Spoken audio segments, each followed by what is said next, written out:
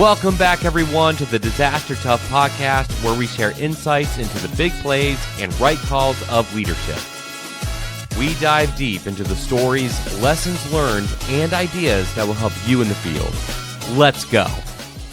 I've had executive protection experts on our podcast, and I might bring them back on, who talked about the Trump shooting, who talked about other high-profile events. From this one of the questions I keep getting from a lot of people, and I think I give a pretty good but generic answer, is why didn't they look at the roof systems? And my only response is local law enforcement. I don't mean to be big on law enforcement so much this episode, but local law enforcement isn't trained really well for an MCI or an executive level protection. That's why they bring in their own security. Right. I don't want to put blame on anybody. The shooting is the shooter's fault. They were evil. They should get the death penalty, period. Like, that's the way I look at it. But from a mitigation standpoint, without trying to lay too much blame, did they follow the norms, or were there gaps?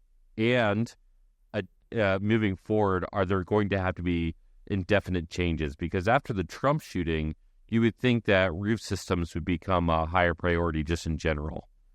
Am I off on thinking that? Is that also an after action? I don't know.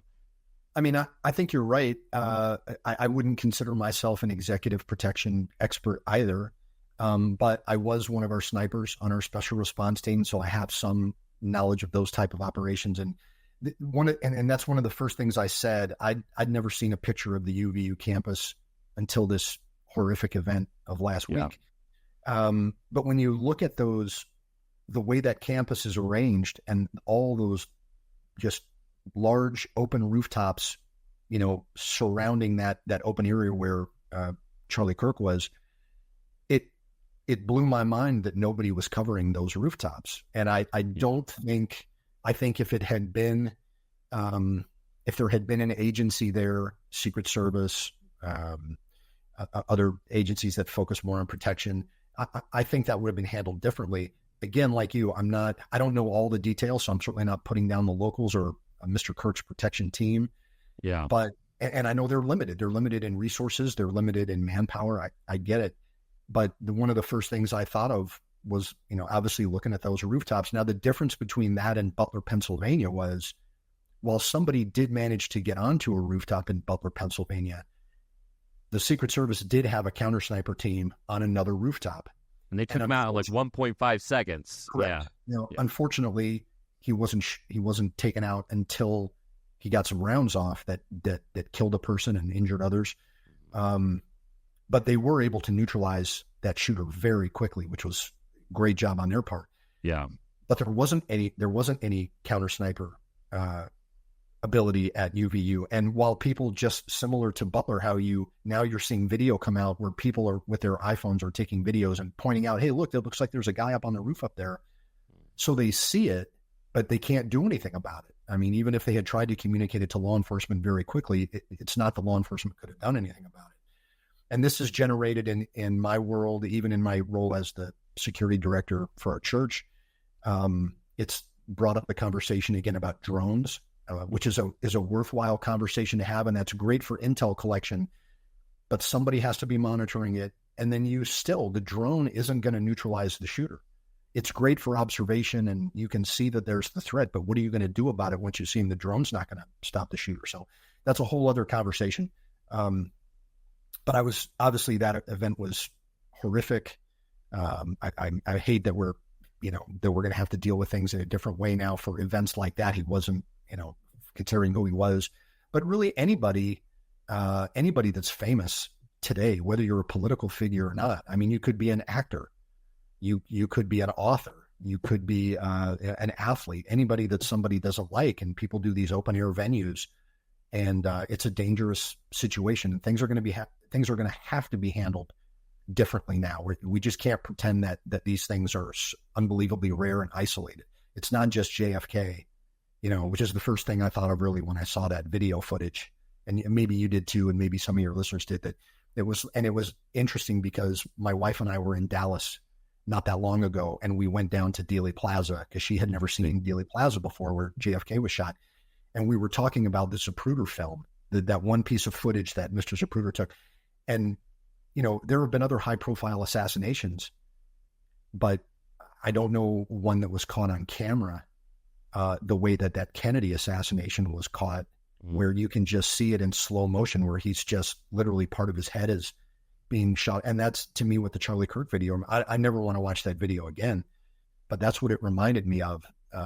It's just so striking, but security is going to have to change and evolve because the threats evolve. So, yeah, I think that's the call out.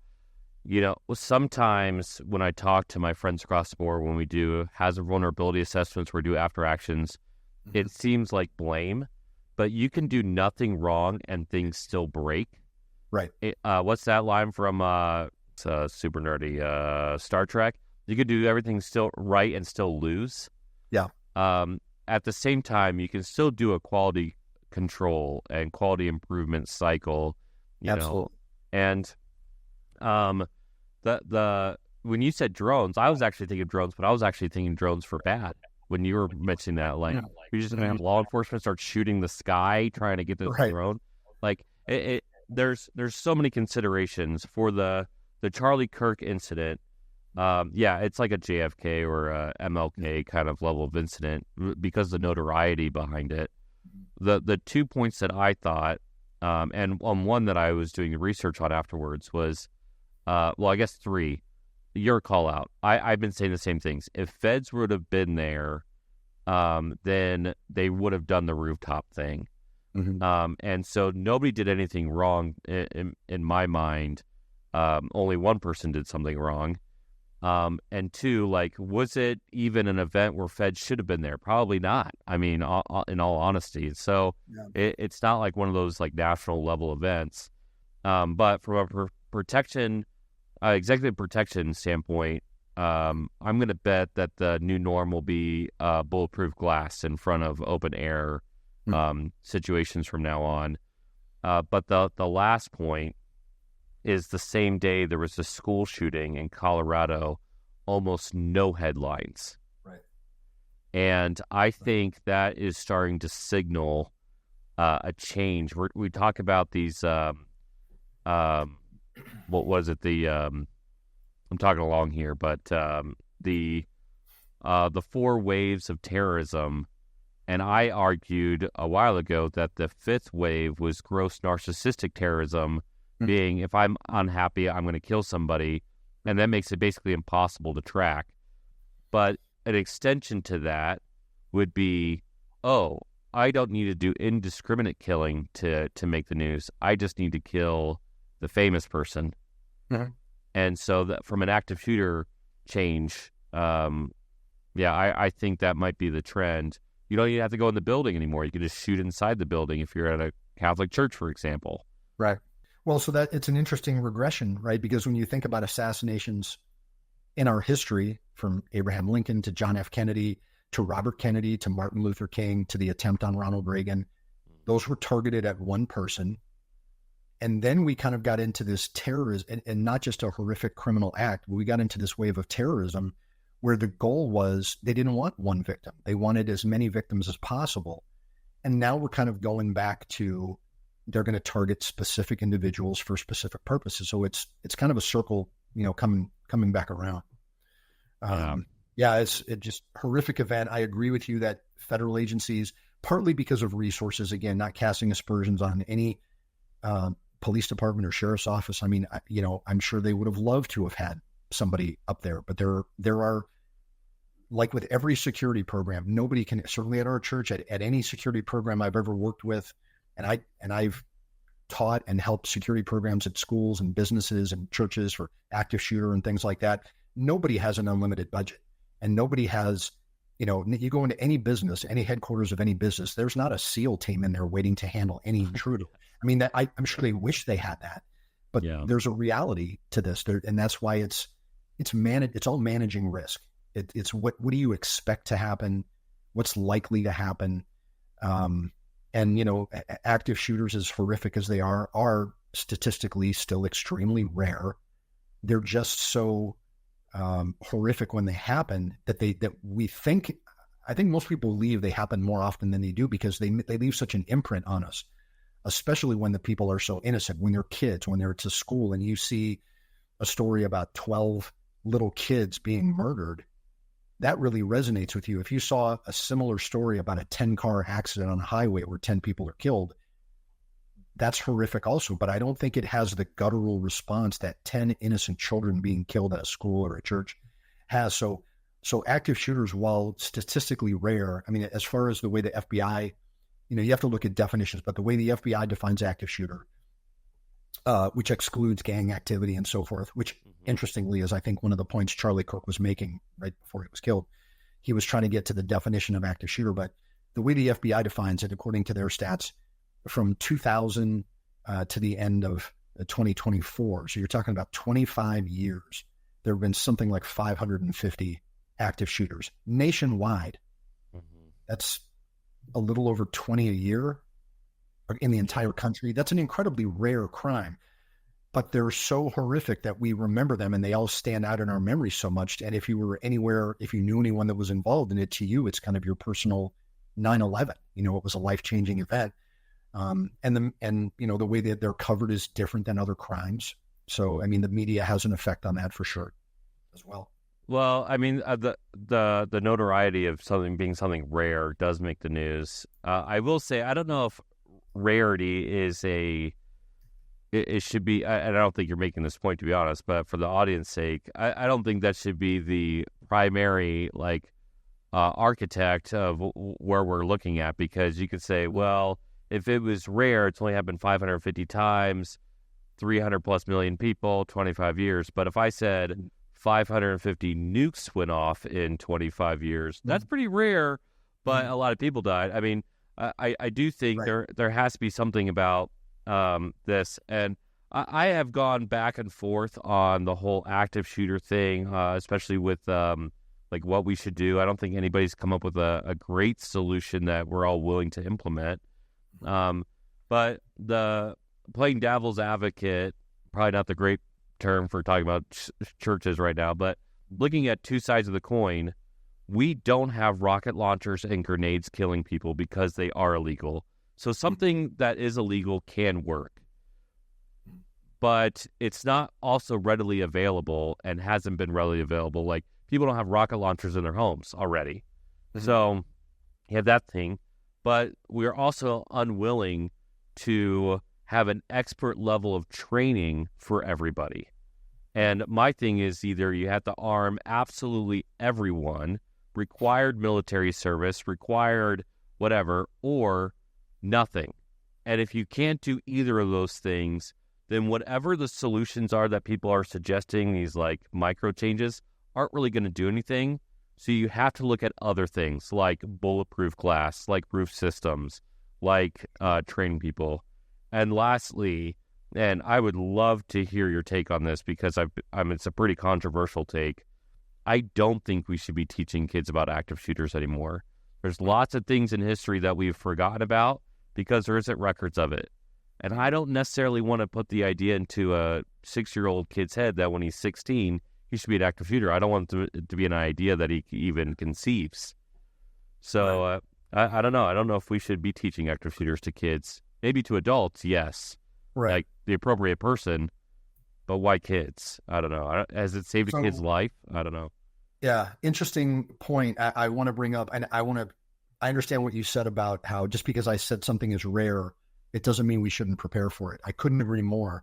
What I'm saying, all I was saying was that from a risk management standpoint, every business has to look at the possible threats, and you have to look at the possibility, the likelihood of that incident happening, and then you have to look at the sort of the catastrophic scale. How damaging is it going to be? If it's very likely and it's going to be very damaging, then on that matrix, then you absolutely have to prepare for that. If it's not very likely and it's not very damaging, that's the opposite end. Then why would you really spend a lot of time and resources and man hours preparing for that? Yeah. So everything that you look at has to fall somewhere on that matrix, and every organization has to make that decision for themselves.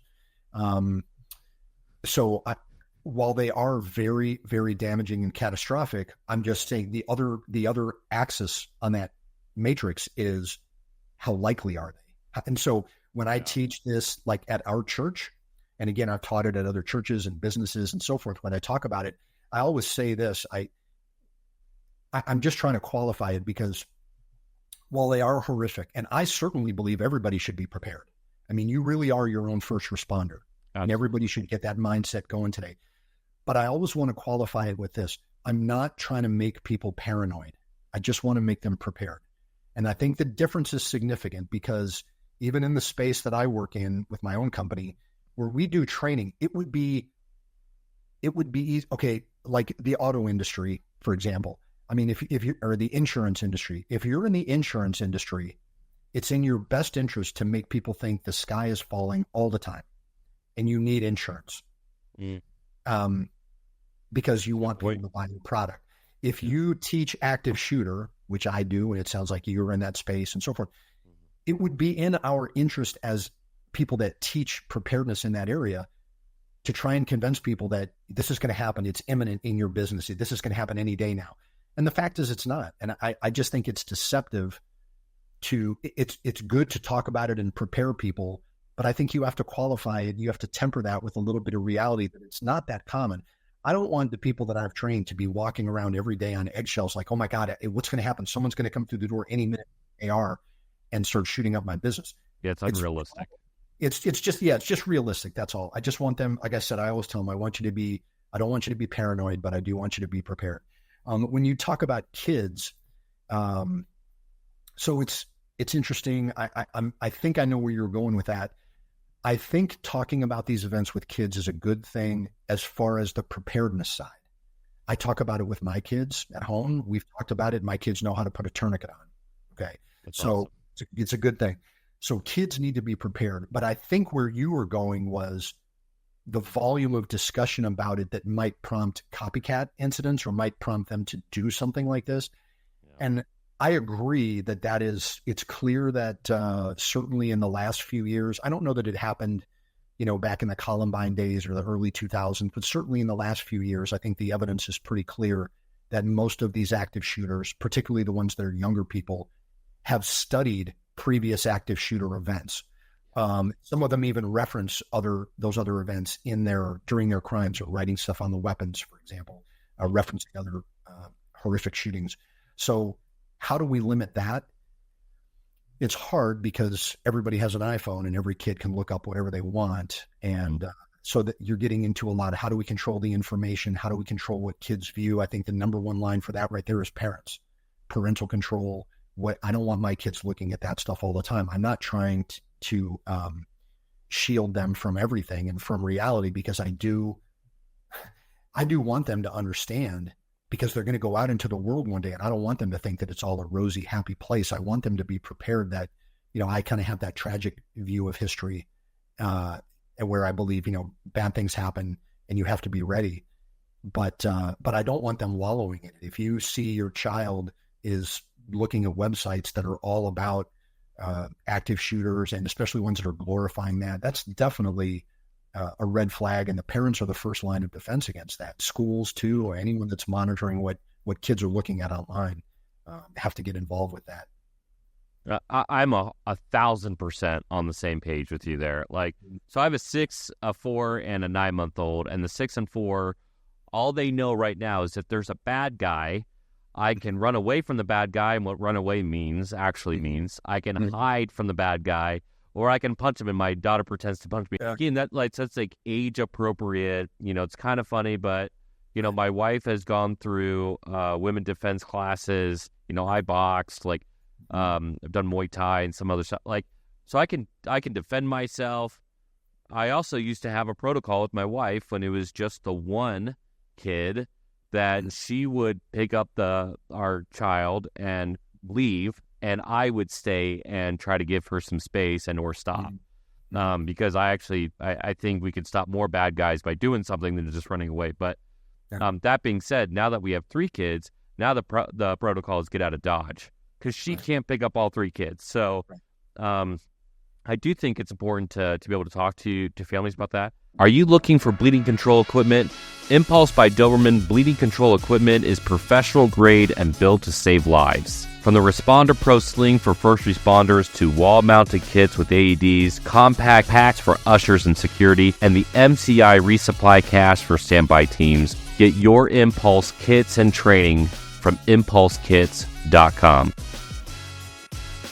RSET builds immersive virtual reality environments that mirror real-world spaces, giving military and first responders the power to train, analyze, and document with precision. Experience mission-ready simulation with rset.com. Protect your school, venue, facility, or community with Doberman Emergency Management's specialized 3x3 approach. We do this with protecting life, property, and continuity of operations through advanced planning, training, and assessments. Learn more about our cutting-edge approach with world-class professionals in emergency services today at DobermanEMG.com. Emergency management is changing. Are you keeping up? The Readiness Lab takes it to the next level with exclusive tabletop exercises, live sessions, and real-world intel. Access the EOC as a TRL insider, train with us through NLEM, or rep the field with our EMTs. Yeah, that's a pun. We also deliver top-tier marketing and design for emergency services and public safety, outreach, product reviews, trade show support, sponsorships, and more. The Readiness Lab is the #1 emergency services podcast network, home of the NLEM certification, bold outreach, and everything pushing the field forward. Learn more at thereadinesslab.com. Like what you're hearing? Check out our show notes for more details, including the links to each of our sponsors. I also think not just active shooters or active assailants, but I think basically everything bad, parents are the first line of defense. Now, there are circumstances where a parent can do everything right and something still wrong happens. Got it. But for the data is very clear. Good parents, involved parents in schools who don't just pretend things can't happen, are what's the phrase I heard when I was younger? Always be there at the crossroads. And that crossroad could be who you date. That crossroad could be crazy websites, but it is really sad. And I do think I mean that legitimately, not without blame. Sad when a parent was like, I had no idea that my kid was with these Discord channels or with this or with that. It's like, it just breaks your heart because, like, even if they have the best intentions. So families, destroying the family is the #1 way to destroy society. And if you can save the family, i.e. encourage parents to spend time with kids and be there at the crossroads, then you're going to help them out too. Great call out. Oh, I couldn't agree more. And as a matter of fact, speaking of preparing kids, after the Uvalde shooting, to go back to that, I got called by a person with an organization in Texas because they knew me from when I lived in Texas, and they wanted me to come speak to a group of parents and kids. Because they said their kids want to know what to do. They do these lockdown drills in school, but that was kind of a wake-up moment for a lot of the parents to realize that those lockdown drills aren't really helping their kids. They wanted to know, well, how can we talk to our kids about this? And so as I was putting together a class for that, I said, and I told them, look, what I'm going to say to the kids is the same thing I would say to adults. Now, I may not use the exact same verbiage, but your 3 options are still the same. If we're talking about the run, hide, fight paradigm, and people have substituted other words that basically Alice or right, but those really are your 3 response options. They're the 3 response options for adults. They're the same 3 response options for kids. So the one that always gets me is when people talk about the hide option, and I've seen even posters that have been made by companies where when they try to give a sort of a symbol, not even wording, but just a symbol of a person running, and then there's a person hiding under a desk. Right. And then there's the person hiding. The person hiding under the desk, I think that's completely the wrong image. And I say this to adults as well as kids. Hiding, if you're going to hide in a room and barricade the door, that's great. But then if you just go curl up under a desk, you're just waiting to die. What if 5 minutes from now, the fight happens? You've wasted those 5 minutes that you could have been developing a plan, looking for some sort of improvised weapon, something you could have used to defend yourself. Even as kids, as horrific as it would be, if, I have a teenage son, even if he was fighting with the assailant, let's say the assailant was coming into his classroom and he decided to try and fight that assailant and he was wounded or, God forbid, killed. as horrific as that would be, the difference between that and him being curled up under a desk and just being shot, I would be proud that he was trying to do something. And he actually may help other people by doing that. And obviously working together, just like adults working as a team, is how you can overpower that assailant. And surprisingly, kids, certainly teenagers, have the ability to do that. So I agree with you. I mean, we have to watch what the kids are, monitor what the kids are watching, but I think everybody does need to be prepared in a realistic way, maybe an age-appropriate way. Just doing a quick pause here, we might edit this out. Are you okay still talking? Because I'm deep into this conversation. Okay, I'm going to make this a two-part. The reality of like all the stuff that I think we're 100% on the same page here. It's like there are age-appropriate conversations. When I go into school districts and they say they've done the stupid run, hide, fight video that we all watched 1,000 times, I will say, how many incidents, real world incidents, do you know that hiding has saved a life? And then we talk about, like in our company, and again, there's lots of different models. We're not the only one, but we'll say evade, we'll say barricade, and we'll say activate. So I give them this like funny thing. I'm like, there's a theory out there that everybody who's on the earth now, one of their ancestors was in a hand-to-hand combat and lived because you're here. And so it's like, you just activate that warrior gene. And quite frankly, the data is also clear on the whole activate/fight thing. Navy Yard shooting, a person with a blowhorn versus sawed-off shotgun throws the blowhorn at them, misses, runs away because they don't want confrontation. They're stimulation overload. They don't want to fight. The other thing about like noise and sound of movement, I always made like the funny quip, and I have no data on this, but the funny quip of like, the greatest superpower that little kids have is that high energy and lots of sound. If their drills, they were running around the classroom screaming while their teacher barricaded the room, that alone would be stimulation overload. So how do you hit a moving target? What is it? 90% of active shooters didn't hold a weapon 1 week before had never held a weapon 1 week before the shooting. So they went and got it, and they went to do shoot. 90%, they're not a good shot. Now, UVU was a fairly good shot for being an amateur, but again, that's a pretty straight shot. And it's a scoped rifle. Yes, with a rifle and optics. I mean, that's 200. Right. But again, unrealistic. They don't have unlimited ammo. It's not a video game, and it's sensation overload. Have you ever done that Alice training where they put everybody in a circle and then they have them all run away? Have you ever seen that before? No. So they take all the teachers and they put them. I don't know if it's Alice actually, to be honest, but you'll take all your teachers and put them in a gymnasium. Prudent, intelligent, good people, and you'll take like the most like gregarious or annoying person in the room and say, "Hey, I'm going to give you the Nerf gun. Shoot as many of these people as you can before they leave the gym." And they're like, "Okay." And so what ended up happening every time is they'll find their 3 friends, and they'll try to get everybody, and they'll think they'll get 90%, 100% of the people. What ends up happening is when everybody starts running, even an intelligent person who's thinking about what I'm going to do, it's stimulation overload, and all of a sudden everybody's gone. And because people are moving, when you look at, gosh, I'm talking way too long here, but Virginia Tech shooting, the rooms that barricaded saved lives. Right. The rooms that did not, he came back in multiple times and literally went down the line. That's not how I want to die, and that's not how I want to raise my kids, just to wait to death. The hiding thing is, anyways, when we do the picture for barricade, we do a bunch of chairs, by the way, blocking a door. That's a good symbol. Yeah, I think, and then whoever's behind those chairs needs to have some sort of weapon in their hand. You're waiting. You're hiding, but what you're really doing is preparing for the fight that is likely to come. Yeah. And I agree with you. And when it comes to barricades, like the Virginia Tech is an interesting one. So to my understanding, and for about a year, I was an instructor for LSU, which runs the Homeland Security's Run, Hide, Fight training. So I did that.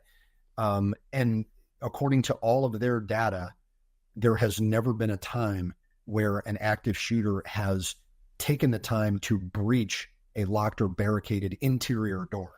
Yeah, so just check it and move on. They move on. That's correct. So once you get into that room and you can lock and barricade it, then that's great. But it's not to say that it's never going to happen. And what I'm saying is, while you're in there, you might as well look around and grab a weapon or something to use in case something worse happens. But certainly, if you're in a room that you can't barricade the door, or you're hiding in some place where you can't lock a door or barricade the door, you certainly have to be looking for ways to help yourself for the fight that's likely to come. So yeah, no, I couldn't agree more with that. I've never heard of that incident where everyone's running away, but that out of the circle. But I mean, like, moving targets are hard to hit, and people that are running in a zigzag line. I mean, it's very difficult to hit moving targets like that.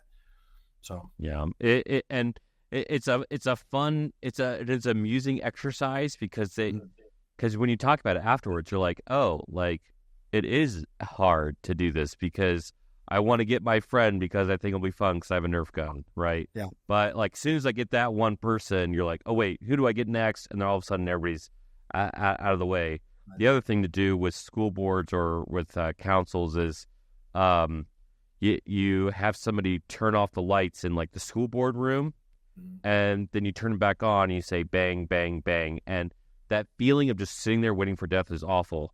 Then you give everybody a Nerf ball, like just like a little ball, and say, okay, when I turn on the lights, same thing's going to happen. And you turn on, everybody starts throwing the ball at you. They're all laughing. But it's like, psychologically, what just happened? You're like, oh, I just felt empowered. Now, did you have to have your own SEAL Team 6? No. Did you have to have all this other stuff? No. But what you did was that psychological difference, is drastic. Now, sorry. So you mentioned, you talked about how even though we're evolved and everything, we kind of go back to our natural sort of prehistoric caveman self that wants to fight and be savage, and it's just natural for you to want to fight, and your survival instincts kick in. Well, I don't know if it's natural, but when I do the training, I'm encouraging them to activate it. I think it's actually bred out of people right now, to be honest. Yeah. But I think it's in there to help encourage them that if they ever were, that's true, and you're right. I say it would be natural for us, except that, I don't know, the last 50 years, 60 years, maybe we've over-civilized ourselves. So when I do another class that I've taught for decades now, is women's self-defense classes. And one of the interesting things about that is when you work with women, and I'll be in the big padded fist suit, with the mask, and they can attack me full contact. And I'm trying to get them to do certain things. What's interesting about women is, largely because maybe they don't grow up playing contact sports the way guys do, and they've probably never been in a fight, whereas most guys, by the time they're 20 years old, they've probably been in a handful of fights on the schoolyard or the playground or in a gym or whatever. But when I say, go ahead and, hit me, I want you to hit me, they kind of hesitate, like, I don't really want to, or they'll hit you like 50%. They don't really want to do it. There's something, that doesn't feel right about that to them. And this has happened so many times to me. And every time I would say, okay, even if I say I'm coming to hurt you and I want you to hit me really hard, they kind of do it a little bit.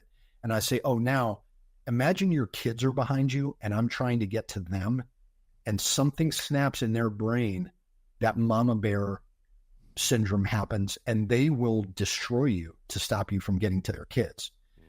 So that's what I mean about it being natural. I think it is instinctual, but it is something that we have to some degree bred out of our culture. We have over-civilized ourselves. Gavin de Becker's book, The Gift of Fear, talks about that, how we have become, we're more concerned with other people's feelings than our own safety. And there's no other animal on the planet that does that. I reckon at the end of every women's self-defense class I think I've ever taught, certainly in the last 20 years, I always recommend Mr. de Becker's book. You've got to read The Gift of Fear. You've got to get your head in that place before you can actually do it physically. It's fantastic.